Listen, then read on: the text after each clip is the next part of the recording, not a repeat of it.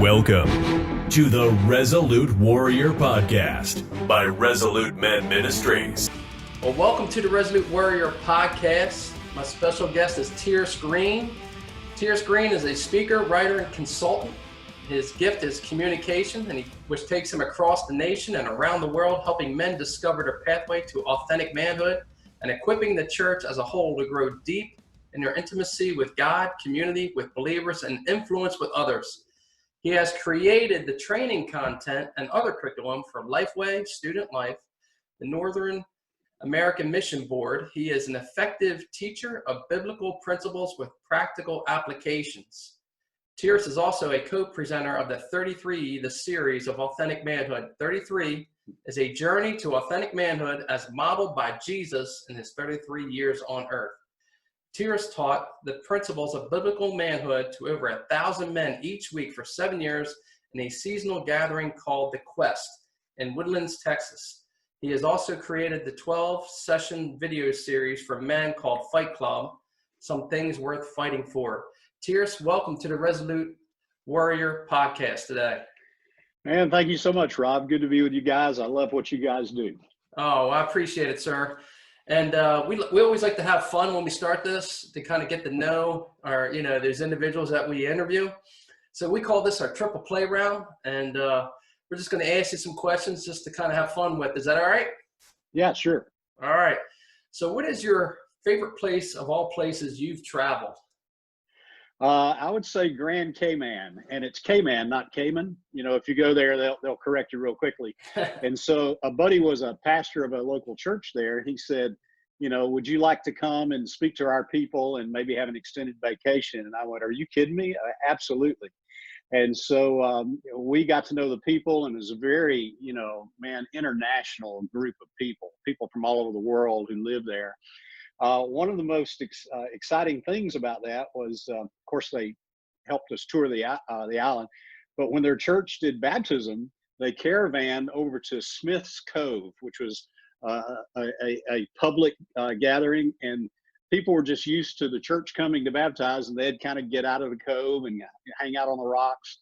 And we just kind of baptized people there, in the cove, and it was awesome. Oh, and wow. then my wife and I hung out and snorkeled, and so that's still our favorite place. Wow, that sounds pretty exciting. That is really, really cool. I mean, just to have the opportunity to baptize people there too and everything. Yeah. That's amazing. So, what's the best piece of advice you were ever given? Oh man, it really goes back to my single mom. Growing up with a single mom. And she put her faith in Jesus about a year before my dad passed away. And she just said, just please God, just be true to yourself, get to know God. And she said, if you do that, I'll always love you. But if you do that, I'll always be proud of you. If I know that you're just trying to love God and please Him and love others. Oh, wow. That's amazing advice. And obviously that still sticks with you today, that you never forgotten. And what amazing advice from your mother. So which band or musician is your favorite of all time? I love asking this question. Yeah, I love it all, but I have to go back to the Beatles because, I was a kid in the 60s, and it was all about the Beatles. I had my first LP, Meet the Beatles, and I started playing guitar because of John, Paul, George, and Ringo, and fast forward to a summer job in Nashville, Tennessee. I was actually in the singing and dancing at Opryland, USA back in the day. And this was when Paul McCartney was with a band called Wings. And they had rented some farmhouse outside of Nashville to rehearse. But one of those days, Paul and his family came to Opryland, and I got to sing and dance for Sir Paul McCartney. And so, man, it was pretty awesome. Wow, what an experience. I remember that band Wings. I mean, I followed the Beatles music early on in my life too, but Wings was probably more about the time in the early 80s. I was getting into the music and stuff like that. So I do remember that band, but what a tremendous memory. And you're a songwriter as well, isn't that correct? I am. I started playing guitar, in the second grade, but in junior high, we had a for real garage band. We practiced in our garage. And we knew probably about 4 songs, and we just kind of play those 4 songs at schools, and then on through high school, I began to, do more things in band. So after I put my faith in Jesus, I began to write, songs about my faith, and, recorded some LPs and then some cassettes and then CDs. And my guitar kind of hangs on the wall more than in my hands these days. But yeah, music's a big part of my life. Well, I can relate to those levels of the way music was recorded. We forgot about the 8 tracks too, Tierce. I remember them I as had well. 8 track. Yeah, I had 8 tracks. I did too, man. Oh, so all right, I want to dive in here and ask some questions about yourself, your family, and your ministry that you're currently connected with Authentic Manhood Initiative. Could you expand a little bit on that and what that's all about? And let's hear a little bit about how things kind of got started with you and your family life. Yeah. So, I mentioned, there was a real timeline for me, what happened before Christ and when I put my faith in Jesus.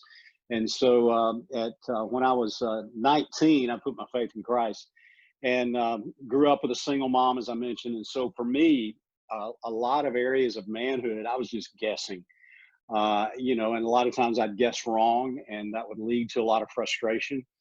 But I began to be exposed to biblical manhood, back at the turn of this century, the first part of 2000s, and with Robert Lewis's men's fraternity.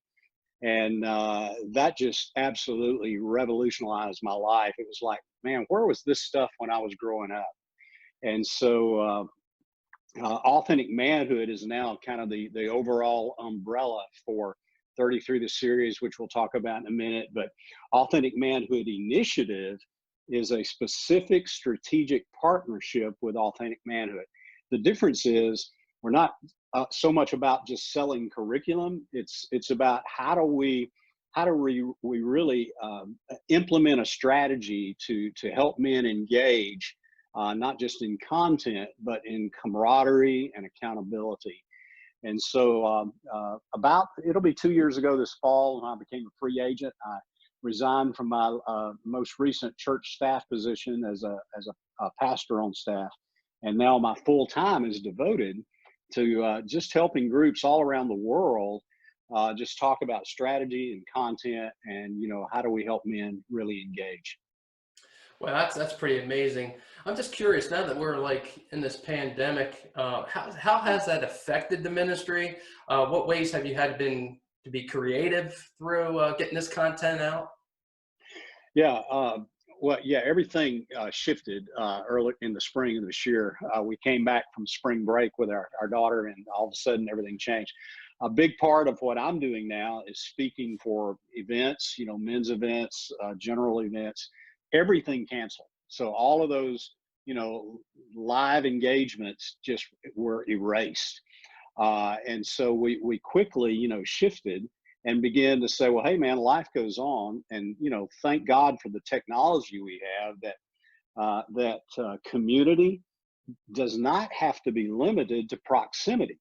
And so we can leverage these great tools like you and I are doing now to have conversations like this to continue, to not lose momentum. And so a lot of the coaching that I was doing with guys, instead of face-to-face in person, just immediately shifted to Zoom meetings and a lot of the gatherings, rather than a gathering of, 50 to 100 guys, that break them down into smaller groups that were manageable on a Zoom call. I think that's one of the good things that's going to come out of this pandemic, as we, because it's not a replacement for face-to-face, but it can absolutely enhance it, because wherever a guy is, if you got a group of guys and one's in LA, one's in Chicago, one's in Atlanta, man, they can stay connected. They don't, their schedule doesn't have to mesh with whatever the church or the nonprofit's doing for men. They can always be connected. Now, I'm a firm believer on that, and I'm glad to hear that, because that's refreshing to me, because that's kind of like, I'll be honest with you, I think this is going to be like the new norm in some sense, because I used to run conferences and things like that, and And now just think about even businesses and how they're going to operate that, instead of paying for a speaker to really come in per se, you may just stay right where you're at and actually even have more greater impact. Yeah, You know what I mean? I agree. We can, make a better use of our resources, and make some decisions on, can we still accomplish our goals with technology, or what is absolutely necessary to be face to face. But just like next weekend, I had scheduled an event in New Jersey for men on Friday night, Saturday, and Sunday. And so we've shifted to, we're going to do what we're doing now with a Zoom call for the conference part, and then we'll do a live thing for their church on Sunday. That's awesome. That's amazing. That's amazing. So you have a passion, I know, for reaching and teaching men to know Christ intimately, as well as building healthy relationships, because that's kind of like the theme of 33. Yeah.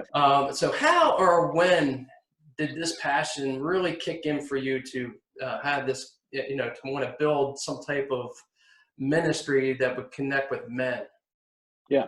So about 2004-ish, I was introduced to some content called Men's Fraternity, and that's what 33 is based on.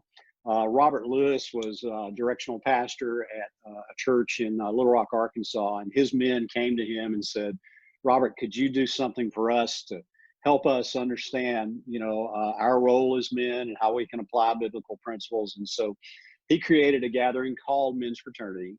He created some content called The Quest for Authentic Manhood. That was the first one. It was about 24 sessions. And then he did Winning at Work and Home. That was about 16. He did The Great Adventure, about a man, really discovering his wiring, his mission. And so I was introduced to that, and it was like, man, this is it. This is what I've needed just personally. And then I huddled up a group of buddies. Most of them happened to be young men who were about 10 or even 20 years younger than me at the time. I was in my 40s. And so we just began to go through it. And so, I was traveling around at the time speaking for different events. I did that for 25 years. One of those events was for a church here in the Woodlands. And they said, would you come and be a part of our staff? And at first I wasn't interested, but it was like God just kind of opened my eyes to the great potential. This was what we call a mega church, and this one was really a super mega church, because there were like 10 or 12,000 people coming at the time. And what I saw was, man, what if we could take, a large percentage of the men that gather here on Sundays, what if we could get them on a path of biblical manhood? And so what I had learned personally, what I had taken a small group of men through, I had the great opportunity to then take hundreds of guys through here in the Woodlands. Wow, that's a tremendous journey. And the impact, I just think of the impact that just, that you just not only had, what I love, what's really cool is when a man's impacted and he's quick to share it with another man, you know what I mean? Saying, hey, there's something I receive here that you need to have as well. And almost kind of like passing that baton forward, because you said you're dealing with guys who are younger than you. So there's probably some mentoring even along the way that you're giving them, even though you were, probably there for, almost like where iron sharpens iron, if you will. Mm-hmm. But I know for me, to have somebody like yourself there, that would be a huge blessing, as I would see that as a mentorship along the way. So, but you're also, as we talked earlier, the co-presenter of 33, the series, which has been extremely impactful resource tool, like I said, for the ministries and small groups that I've operated, and I know several men who have shared the same. What was the driving force and the reason for developing such a resource for men? Yeah, so Men's Fraternity, as I mentioned, really impacted me. That content went around the world, and the principles are timeless because they're biblical principles. But the whole framework of it started feeling a little dated. Robert created it for his guys in his church in Little Rock, Arkansas. Had no idea God was going to use that to impact men around the world. And so there were about 20 or 25 of us who agreed that as good as this content is, we really need to update this thing. We need to reface it. We need to repackage it, because culture has shifted. Robert's original material in the Quest for Authentic Manhood was 24 weeks, I think. And it's hard to get a church guy to commit to 24 weeks, and much less a guy who's not a believer or a guy who's just kind of nominal in his faith. And so we all agreed, we need to adapt this to communicate more effectively to the culture now.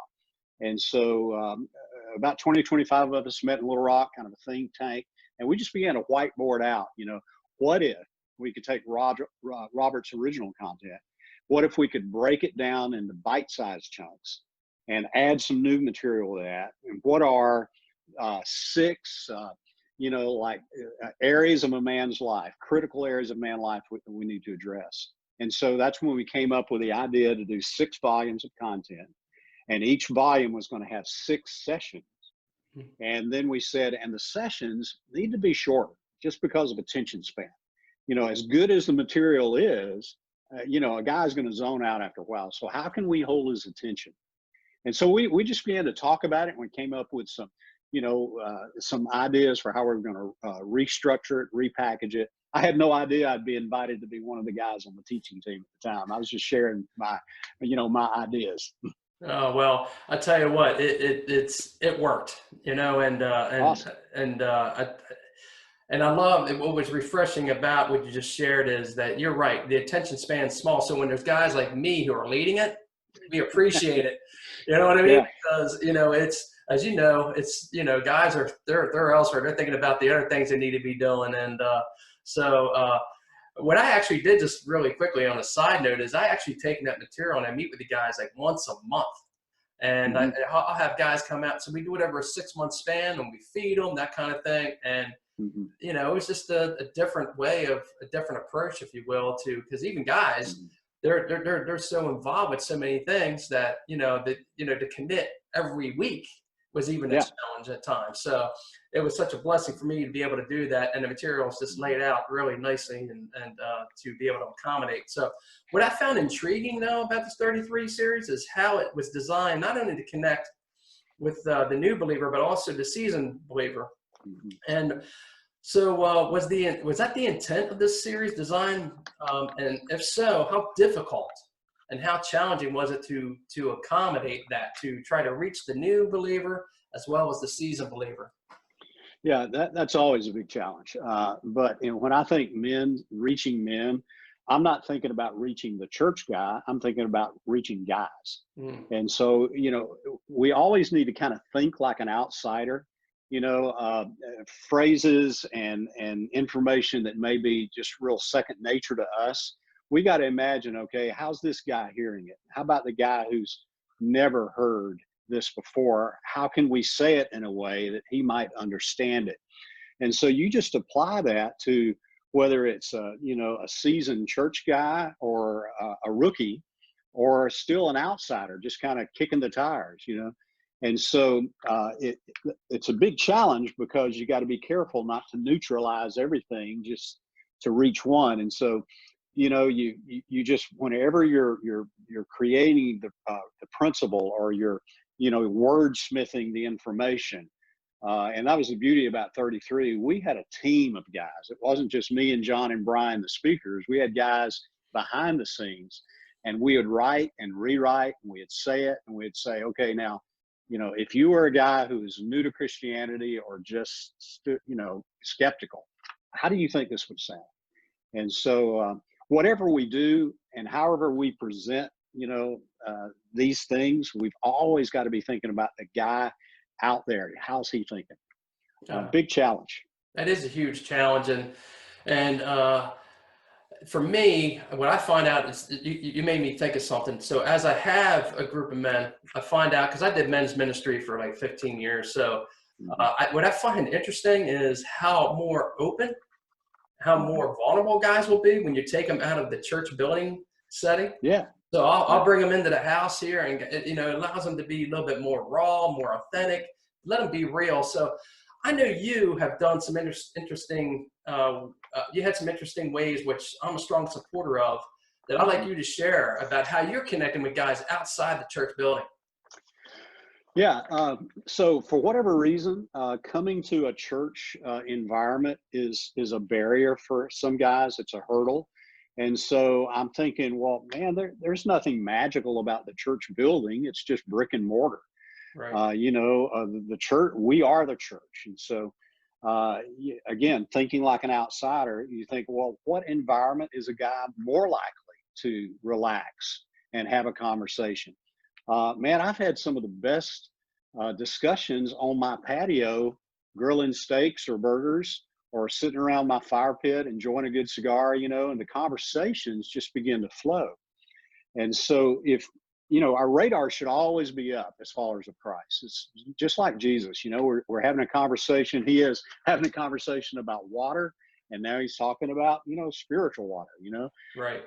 And so we're always listening. And we're learning to ask questions. Sometimes we just need to shut up and listen, and I love to hear and assign value to what my friends who aren't even believers, I like to assign value to what they're thinking. I want to know what they're thinking. And so some of those places, whether it's my patio, which most guys have one of those, I've got a buddy who's got a sweet outdoor kitchen with the misters, which is great in South Texas in August, and so they can keep eating, and even though it's hot. Or if it's a venue like a good cigar shop, that's conducive to that. And there are plenty of places like that. I spoke for a men's breakfast at a church here in the Woodlands not too long ago. And at the end of it, this guy comes up and he says, "My name is Omar." He said, "I'm the marketing director for Southern Star Brewery up in Conroe, Texas." He said, "We've tried to have some Bible studies there, and it's been okay, but about 4 or 5 guys show up." He said, "I think this Authentic Manhood content might work in our brewery." And I said, "Well, yes, it will. I'll need a tour, and I need to see your facility." And they had this upstairs area that had TV screens all around it, seating that could hold 100 guys. And I just kind of gave him some direction, and I said, "You go for it. I'm here to help you and encourage you, but I want you to be the guy who leads this." They had 25 or 30 men show. And the interesting thing was, you could tell many of them were absolutely rookies when it came to Christianity. Some weren't even believers, but they were there because of the venue. Mm. And because of the venue, man, guys just relaxed. And so Omar didn't pull any punches. He talked about his faith in Jesus, his story, and you could just tell, wow, man, I wish we could experience this inside the walls of church.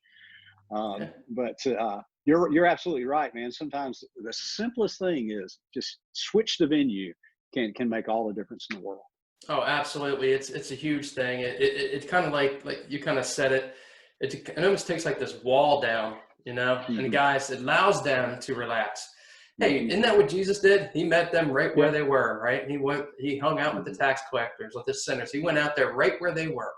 And that's what we're called to do. I think what we try to do is, you read in scripture, it says, go forth and make disciples, right? Mm-hmm. Let's say, go get them and bring them in and then make disciples. As you go. As you go. As you're bring going them and grab about a your guy. business. Right. Yeah, right. Grab his arm, pull him in the building. You know what I mean? It's just like, no, we're called to, we're called to be sent out. And hey, you know what? I love it. I think that's a great tool.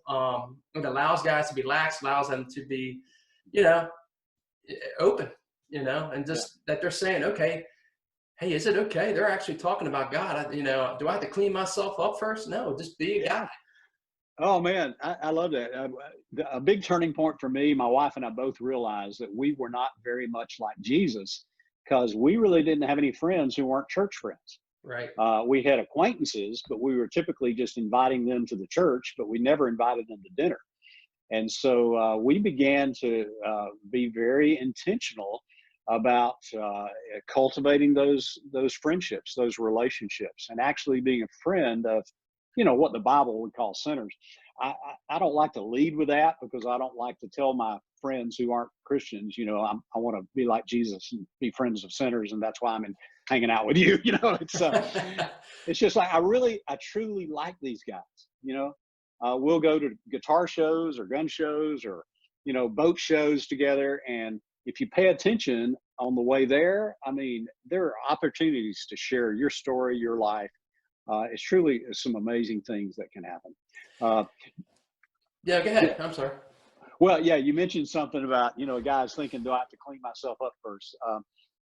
That I think that's our problem. We try to clean the fish before we catch Mm. them. It's like we think the gospel is clean up your life, be a better person, and follow Jesus, and that's not it at all. The gospel is, man, come one, come all. God loves you, even while we were sinners. Christ died for you. That doesn't mean it's okay to continue sinning, but it's like, man, we don't try to clean you up from the outside in. We just introduce you to God and his grace and let God change you from the inside Amen. And that's the approach we need to be seriously thinking about. out. And hopefully, as we're, while we're in this pandemic, that there's such a shift in the church right now because everybody's still in homes in a lot of ways. And then to get the drive-in churches are going on, but there is a shift that's going on. Mm-hmm. It used to be that, well, if you're not in a church building, are you really going to church? No, we are the church, right? So, Yeah, right. and I want to back up just because I had a similar experience. You talked about, you had, you hang out with these guys, go to, gun shows and things like that. I had a buddy of mine who would take me to rock concerts. I'd go with him, Yeah. you know what I mean? But every time we went, it was more than just a concert because every time we went on our drive, he would open it up. And I Yeah. wouldn't be like, he would open up about, so what do you think? Why would God allow this or that? But that was our time to kind of, it was my time to minister to him because he had a lot of questions, and so we can't like neglect those opportunities. Mm-hmm. We need to be paying attention to those moments. Wouldn't you agree? Yeah, absolutely. I think the key is you described what I call relational equity. The reason your friend is opening up is because you've got enough, skin in the game, enough coin that he trusts you. And, he knows he can kind of open up his chest and talk about some things because he knows you well enough. You've got the relational equity. And so we just need to, spend a little more time building that relational equity. Amen. Amen. So I want to kick it back a few years. All right. If that's okay. I want to go back and discuss a little bit about your time as the executive pastor of Woodlands Church in Texas there. What were some of the challenges and blessings you experienced with building and leading men's ministries? It's kind of a good, lead up from what we've just been talking about. What were some of the challenges and blessings you noticed, like being confined in a church building, trying to build and sustain a men's ministry? Yeah, well, first of all, I was very, very blessed, very fortunate to be a part of a church that was always thinking, how can we reach more people? They were a big net vision church. And so they knew how to market things, to capture attention. Our whole thing was, let's do whatever we can, short of sin, to capture their attention and pray that God will capture their heart. And so, I stepped into this church with thousands and thousands of people gathering on the weekends. And I was given a lot of freedom to do whatever I really wanted to do to try to reach the men. And I said, well, I want to reach the men that are gathering here at this church on Sundays, but we want to do the kind of thing that will hopefully reach even more men in the community. And of course, I was speaking the language of the church. It's like, absolutely, man, we just want to reach people. And so, thankfully we had enough property. The building we used was an old metal building. It was the students that used that. So if you weren't a church person, you'd come in that back gate, you'd pull up to this building. You wouldn't even know you're at a church, And so we just promoted, we were going to do, at the time, this is pre-33, the quest for authentic manhood. And I made the promise, I said, we're going to show you what God says about being a man. And even more than that, we're going to show you how to apply it. And on that promise alone, we had 750 guys show up. Wow. And then the next year, 1,000 men show up. And then we had 1,200 men. And so we did that for 7 years. So that was huge, and I love that. However, the challenge was getting guys who loved coming into the room and hearing me teach, and enjoying the event getting them to then take what they had learned and begin to multiply that on their own. And I remember after a few years of doing this thing that we call the Quest, I remember standing on the stage and the room was packed. We'd fill it up once on Tuesday morning, again, or Tuesday night, again on Wednesday morning. I remember standing on the stage saying, guys, I love seeing hundreds of you in the room. I said, man, this is thrilling. And I said, however, I would rather see half as many of you in the room and hear about twice as many of you out in the community initiating gatherings on your own. Mm-hmm. And I said, for instance, you can do, and then I've talked about patios, I talked about restaurants and coffee shops and on and on and on. Well, some of these guys, man, they said, well, okay, I can do that. And I began to hear about guys just initiating on their own. I mean, they didn't wait on me to give them permission. I'd already kind of blessed them and said, go, and they did.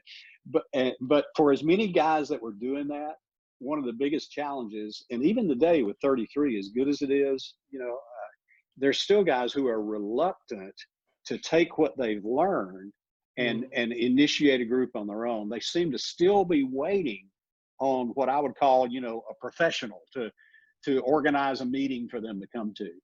And so that's a big part of what I'm doing with Authentic Manhood Initiative, is to say, come on, man, you can do this. We can help. This is not rocket science, and just mobilizing guys.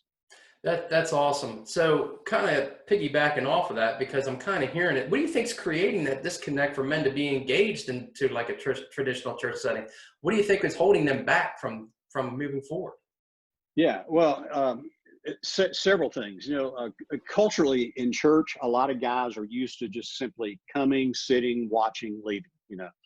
And so as far as a personal engagement, a lot of guys have never experienced that. A lot of guys have never heard another man like themselves talk about his spiritual journey.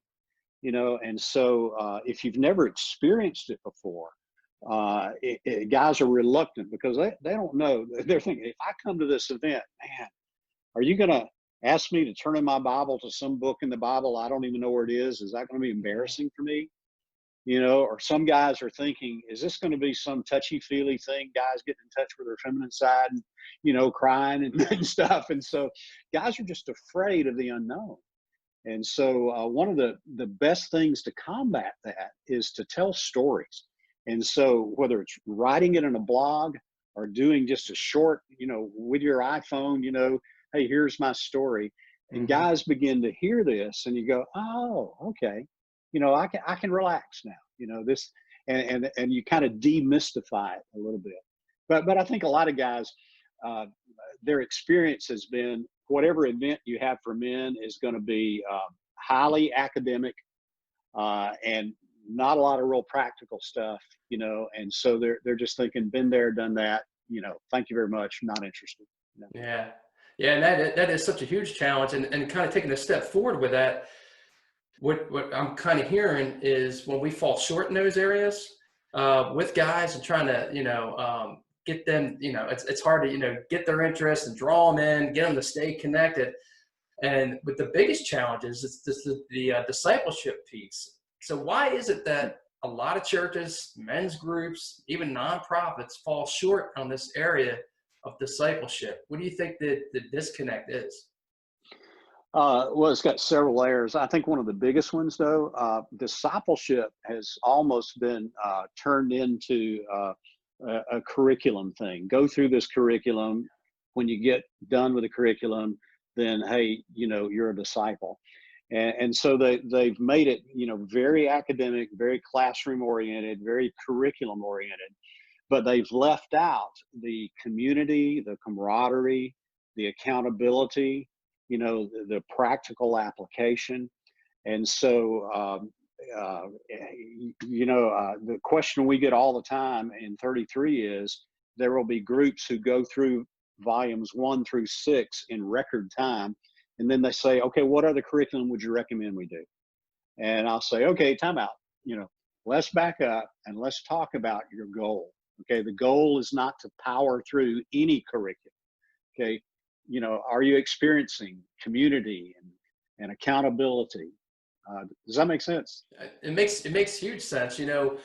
one of the things, the vision that God gave me as I was, working through like Resolute Men Ministries, and now we're doing this podcast, is that effective discipleship can only begin with intentional relationships. Mm-hmm. If we're not intentional about the relationship, there's no shot at really, discipling a guy, because you're on point, because we have, first of all, we have to build their trust. You know what I mean? You can't just say, all right, guys, here it is. Like you said, we got this 10-part series. We're going to go through this, and then you graduated, and then we go to this next curriculum. That's not what it's about. I mean, what guys are really looking for is that relationship piece. They need that. They need that structure. They need that guy to sharpen iron with. They need that accountability, which is essential for every guy, which is my next question. So what experiences have you seen, both successful and challenging, to help encourage men to invest in this area of accountability? Yeah. So the relational equity, the building of trust is probably one of the biggest hurdles, and to model for a man what that looks like. And so because some guys are reluctant to share their inner deep thoughts, men need a safe place where they can discover, that, man, I'm not alone. I'm understood here. One of my favorite quotes from C.S. Lewis is, true friendship begins when one person says to another, "What? You too?" I thought I was the only one. And so, our objective is to model for guys, okay, you're not the only one of this. You're not the Lone Ranger. Some guys are thinking, if I share with you my innermost thoughts and questions and doubts and fears, what are you going to think about me?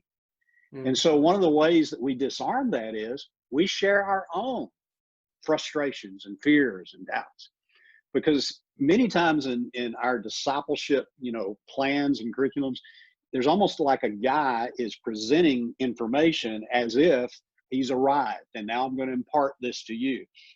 And man, what we need to do is to say, you know what, I still suck as a man in a lot of areas. And in fact, just the other day, me and my wife, and as much as I know about being, a man in his marriage, that's one of the Bidens of 33, I've got a long way to go.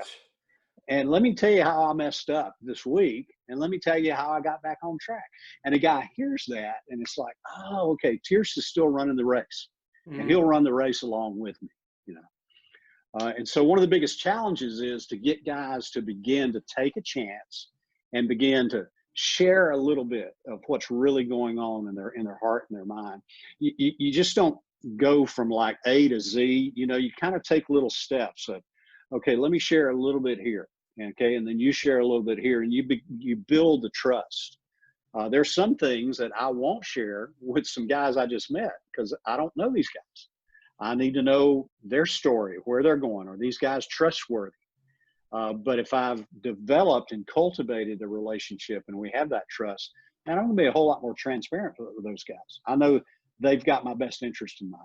Oh, absolutely. Absolutely. And I think the challenge, sometimes, we get excited when we get a bunch of guys together, right? And that's great. And we want that, but there's something special about when you got just 2 or 3 guys, that can just kind of build that trust and that relationship. Because to be honest, every guy's got something they really want to share deep inside, but they're like, I'm not going to do it here in front of 25, 30 guys. So I think we have to have the on-ramps. We got to have, we have those large gatherings, events, things like that. They're great and they're cool, and there's a place for that. But to have a small group of guys come together to where they can begin to build that trust. And to be honest with you, I'd be a little nervous if some guy started pouring out his dirty laundry, week 1 if I met him, right? You know what I mean? Yeah, man. Too much TMI, baby. Too much information. Too much information. But what I really loved hearing from you, and I'm in the same boat as you, it's like we're in this thing. It's a race. You know what I mean? We haven't arrived, I'm going to have challenges in my marriage. I'm going to have challenges at work. I'm going to have challenges, just even at home with whatever. There's going to be things that I deal with, so it's, and to be vulnerable and let guys know that continually that, hey, you know what? Hey, Tierce has been in this game for a lot longer than I have, and he's still dealing with some of these issues. That I appreciate you sharing that, because a lot of guys need to hear that still goes on no matter what level of faith, if we call it levels, you're going to have these challenges along the way. So with that, obviously, the Bible's our foundation. It's our resource. I'm just curious, do you have a life verse? Is there a verse or something in this season of life that you're clinging to right now, or did you just hold on to that's been encouraging to you? Well, currently, so I don't know that I would ever say I have a life verse. There are verses that come to mind immediately, but what's real fresh to me now is in Galatians 3. I think it's verse 28. It says, "For there is neither Jew nor Greek, male nor female. We're all, the same in Christ. We're equal in Christ." That's Amen. very important to me now because of what's happening Absolutely. currently, around the world. Man, I grew up in Alabama in the 60s. Racism was ugly then. It's ugly now.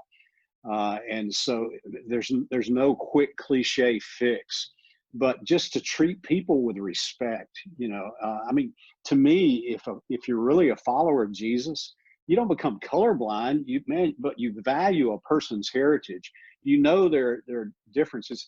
You see, in the Bible, being equal doesn't mean we're the same, Right. but we are equal, but we're different. Okay. You're a guy from what, Baltimore, Maryland area. Okay. I'm a guy from Alabama, now South Texas. Well, we got some differences there, and we ought to be able to have fun and joke with each other about those things.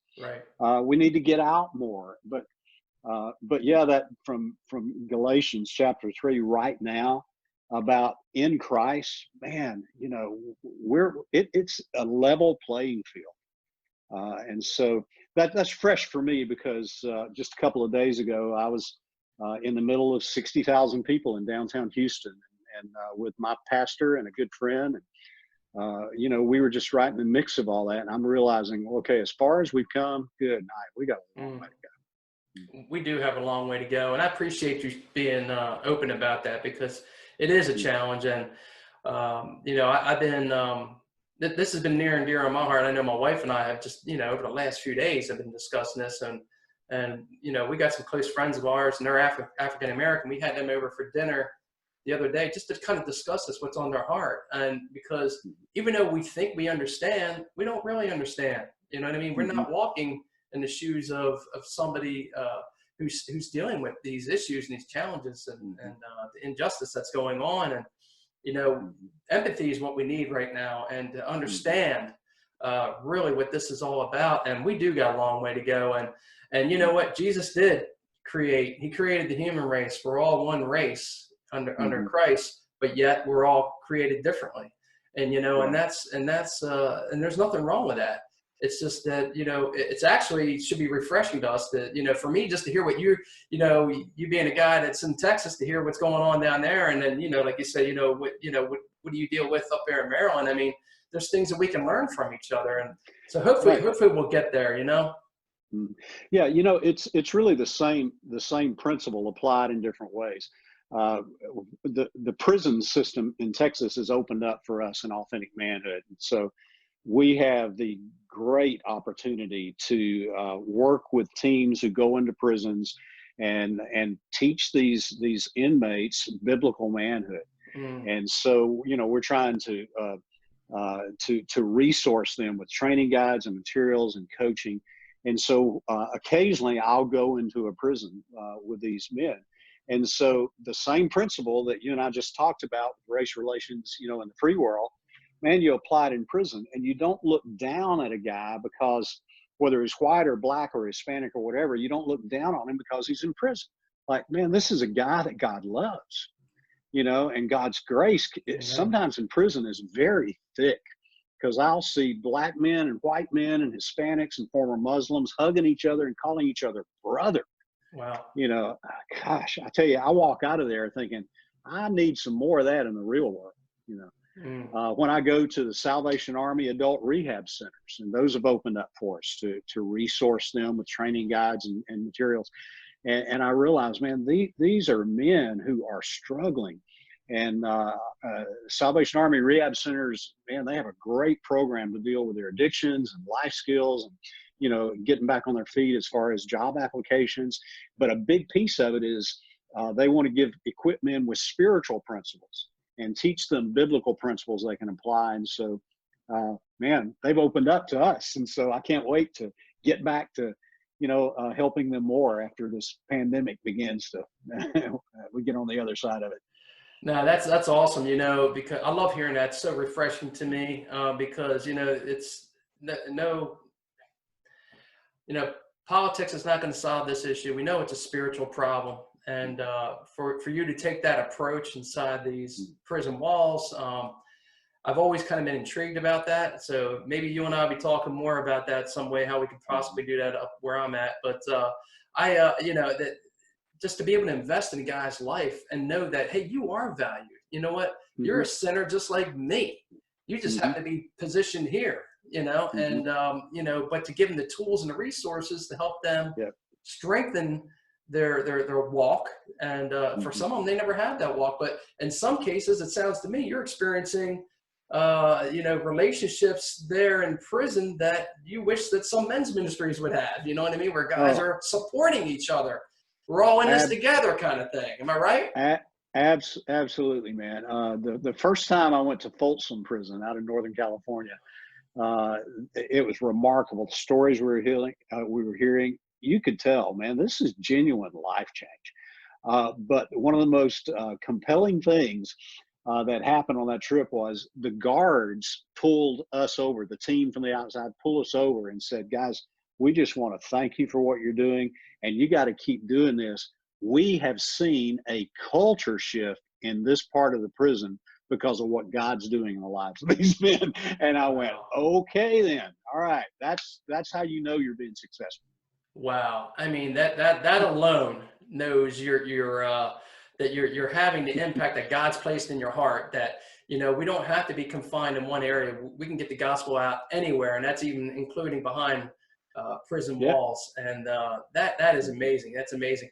So obviously, you got this passion, you got this drive, to reach men. So with that, I'm sure that there had to be a man of God or men of God who have been a strong influence to your life to help get you where you are today.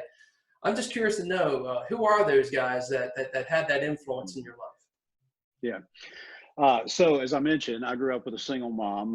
My dad was kind of a ghost when he was alive. He died when I was about 10. And so I had that big void in my life. But God, because he loves us, he will provide, ways for us to fill those voids. And so my sister is 10 years older than me. So her husband, my brother-in-law, is about 12 years older than me. He became an early mentor. Okay. He's, a strong man of faith. He's not a theologian or a pastor. He's a retired postman in Alabama. He's been married to my sister now for, I don't know, almost 60 years. How old is he? He is almost 80 years old now. And so I have watched him all his life, as long as I've known him, and how he has loved God and loved people.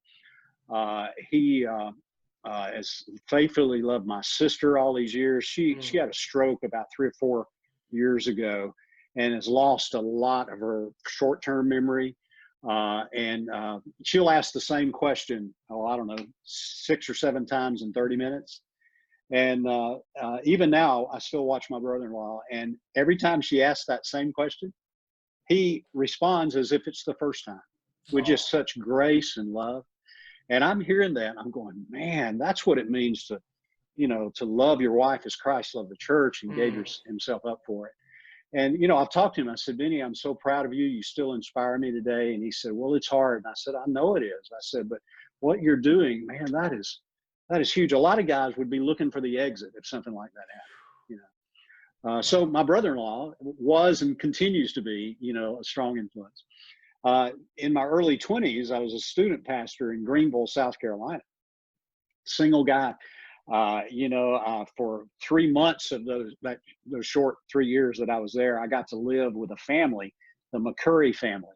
Vernon McCurry, his wife Peggy, their sons Jerry and Paul. And so here I was, a young man in my 20s. Their oldest son Paul was, about 5 years younger than me, and then their youngest son Jerry was actually in my student group, and I was the student pastor. And so I was there in the house. Vernon and I would have conversations out on his patio. He would have his pipe. I still love the smell of a good pipe because it takes me back to the conversations we'd have on his patio. No. And he's talking about his spiritual journey. I would watch him and the way he loved his boys, the way sometimes he'd have to correct them pretty, draw the line, but he'd always do it with grace and love, grace and truth. The way he loved his wife, for all those years. Vernon passed away last year, and I spoke at his funeral and talked about, how he was that father figure for me. That's amazing. What an honor to be able to do that, to at least speak at his funeral. And I can tell he still means a lot to you to this day. And that relationship is pretty important to you. And we know relationships are important with every guy. We're getting ready to wrap this up, and I only have a couple questions left, but I know there's a guy out there, and a group of guys, who may be listening, who's just isolated, and you could say it's the pandemic, but even before this pandemic, guys are isolated. Not all men, but there's a lot of guys. They isolate themselves from connecting to healthy Christ-centered relationships with other men. What encouragement, what word would you give that guy who may be listening, who just says, hey, you know what? I'm cool by myself. I don't need anybody right now. Mm-hmm. Yeah, well, first of all, I'd say I get it. I understand. That was me. Because I grew up, without a dad, and I had my mom and my sisters in the house, my grandmother's in the house. So I had a lot of feminine, influence and presence. I almost I pushed that away to the extreme. And it was like, I don't need anybody's help. I've got this. And so that was my MO through my 20s. Even after putting my faith in Christ, I thought I'm smart enough. I know how to do this. Leave me alone. The problem is there were a lot of things that, you may think you've got it, but you don't. Man, you need somebody to walk along with you and lock arms with you. We call it the all alone wound in volume 2 of 33. And I had that one. It was like, I can do this alone. But hey, have you ever watched National Geographic out on the savannah in some South Africa, and you see the predators, the lions and the tigers, and they're coming, they're approaching their prey? Well, what they're going to try to do is to cull some from the herd. And if you get those isolated, well, you're lunch for the lion or the tiger. That's right. And so for us as men, if we're out there alone, when the predator comes, and the Bible says the devil is like a roaring lion, and he's looking for us to devour us. And you may think you've got it, but you don't. And if you're isolated, man, you're not going to be able to recover. Sadly for me, I hear too many stories from men who have been so alone, tried to keep it to themselves, then their life begins to just get off the rails. Right. And it's so bad. It's like, hey, can God help? And I said, well, he's God. Sure, he can do a miracle. But it's almost like trying to orchestrate a Hail Mary pass in the final 2 seconds of the game. And it's like, can God do a miracle? Yeah, he can pull this out if he chooses, but chances are it's too late. And man, if you had been connected when things began to be trouble, you could have shared this with a brother who could have said, hey, I get that, man. I went through a similar thing. Come on, I've got you. I can help you with this. And so, man, I just want to encourage guys. First of all, I absolutely get it. I understand. We tend to think I can fix this. I've got this. Big mistake. You can't. We're wired for community. We need each other. So, whatever you can do, begin to find that trustworthy friend, somebody that and you can begin. I guarantee you this, as you begin to kind of, wade into the water and share a little bit of what's going on with you, that guy is probably going to say, oh man, thank you. I needed that too. I need somebody I can talk to. Yeah. You know what? I so appreciate that. And that was well explained, because you taught me something today too, is the vulnerability piece that we need. We can't be just asking guys to share if we're not sharing ourselves. And I think that's the key element, that a lot of guys isolate themselves. And so guys, if you're listening out there, as we're getting ready to wrap this up, I want you to be encouraged, because it's not too late. Don't be the prey out there, because the predator is out there to take you and snuff you out. So, get connected with other guys, even if it's just one guy. Maybe meet at a cigar shop or whatever, brewery, whatever, to have those discussions, to talk wherever you're comfortable, a cup of coffee at a Starbucks, whatever it takes to sit down and just communicate and just begin to build those relationships. Because when they say it's almost like an idle mind is the devil's playground. If a guy sits alone, he's just going to be thinking about things that he shouldn't be thinking about. And all of a sudden actions take place. So, Tierce, I know you have a lot of resources, and I appreciate your time and that you can help that guy who's isolated and group of guys and as well that are looking to strengthen their faith. So if men want to learn more about your ministry, what is the best way to connect with you, and what resources can you provide those guys out there right now? Yeah. So the best way to contact me is tiercegreen.com, TIERCE green.com. And if you go there and just start clicking around resources, that'll take you to Authentic Manhood Initiative.com. You can go directly there or whatever. It'll tell you a little bit about Fight Club, which I wrote before 33. I'm writing more and more blogs, shooting YouTube videos, just to try to be conversation starters for guys. And so if you go to tiercegreen.com and then click around, you can contact me there, or you can, see some resources that are available, or you can, maybe click on some blogs or videos that I've done. Well, there you go, guys. We just listened to Tierce Green on the Resolute Warrior podcast. And Tierce, I really want to thank you for your time. I want to thank you for your influence that you've had on not just my life, but the lives of many guys through the 33 series, and also the Authentic Initiative that you got going on now. Guys, I want to encourage you to reach out to Tierce, tap into the resources he's got, support his ministry, because they're having instant impact with what they're doing. I can promise you that that every dollar you would give into that ministry, that it's going to have an impact into the prisons that he's talking about now, which we need it more than ever. We need this support. So guys, I want to encourage you to reach out and get connected with Tierce. And Tierce, I want to thank you for joining us once again on the Resolute Warrior podcast. Thank you for your time, sir. Man, my pleasure. I can't wait to see some of you guys face to face. Sounds good. In person. I'm with you, and I'm looking forward to that day myself. So thanks again, sir. Take care, and God bless. Connect with Resolute Men on Thank you, Facebook, YouTube, Instagram, and LinkedIn. Men, stay focused and determined. Fight the good fight.